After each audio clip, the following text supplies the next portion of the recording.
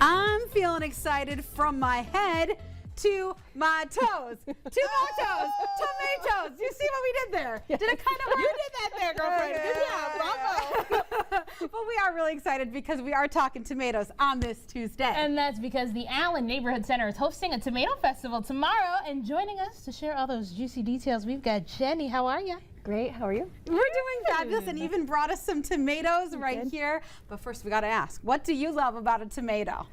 Oh gosh, I think my favorite thing about tomatoes is that it is the base of some of my favorite foods, such as pizza, lasagna, pasta, and chips and salsa. Ooh, okay, so we double on all of those, triple, love it all. Love the tomatoes, love the pasta, love all of it, and what tomatoes does for our community, for our economy, all of it. But what made you want to host this festival? Yeah, the Allen Neighborhood Center, Allen Farmers Market, we have seasonal produce that we celebrate throughout the summer. So next up after the tomato festival will be our apple festival.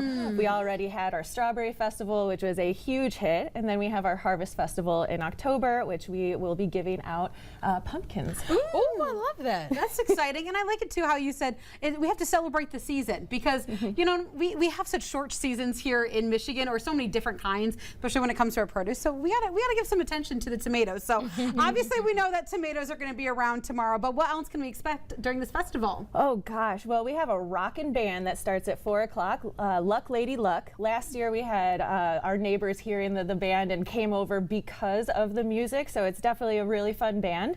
We have a canning demo at 5 and 6 p.m. and then we have our tomato passport here. Ooh. So the tomato passport is it's $5 to get this passport, and then you get 5 different samples from different food vendors. So I think the most interesting sample that we have is the tomato tamacha from Peculiar Coffee. Tomato tamacha? It's a cherry tomato vanilla matcha. What? Yeah, come out and come try it. Oh my gosh, yeah. Sounds good. And what a fun way to elevate this event. How did you guys come up with this idea? Yeah, it was a fun way of showing all the different things that you can do with a tomato. So the other folks that we have are it's a tomato tart from Mint Harvest. We have tomato bread from our gluten-free vendor G3 Food for All.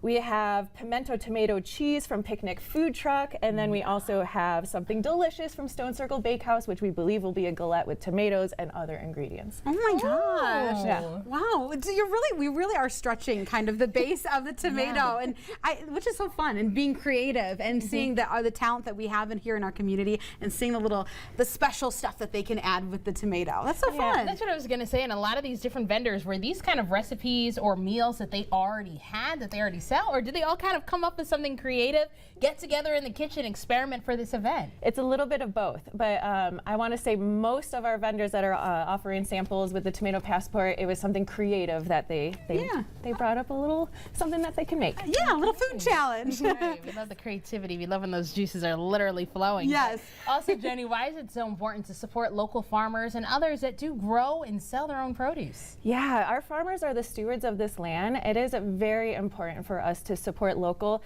and honestly, let me just be a little selfish about it and tell you why selfishly it's important to support local.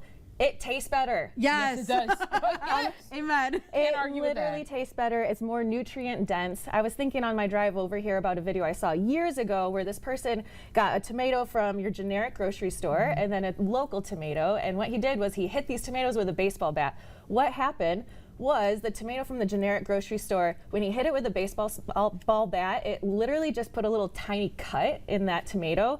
And then when he hit the local tomato with the baseball bat, it exploded. So what I mean by that is how it's ripe.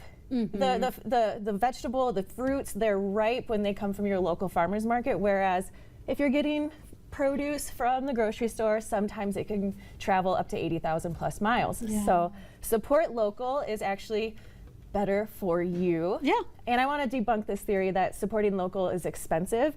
It is not.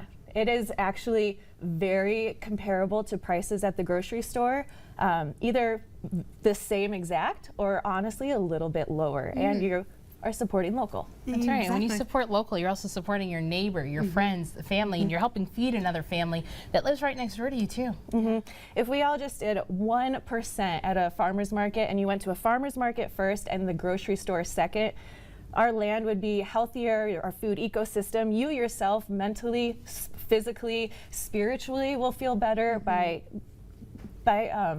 finding this community around food. Yeah, and that's why we're so glad that Allen Neighborhood Center provides that. So thank you so much. We're excited to go to this festival. It does start tomorrow at 3 p.m., so right after Studio 10. You know where we'll be, but it does go until 6:30. All of that information is right on your screen if you can follow it. So that way, not only if you make tomorrow's festival, but the others as well. So thank you so much, Jenny, for coming in. Thank you for having me. Yes.